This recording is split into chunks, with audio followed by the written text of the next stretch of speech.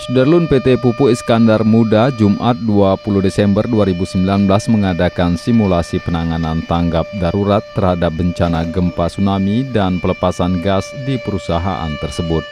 Dalam adegan simulasi itu, para korban bencana dibawa lari ke Rumah Sakit Prima Inti Medika PIM yang berada di dalam kompleks perusahaan dengan menggunakan ambulans. Simulasi tersebut melibatkan Badan Penanggulangan Bencana Aceh dan sejumlah instansi lainnya.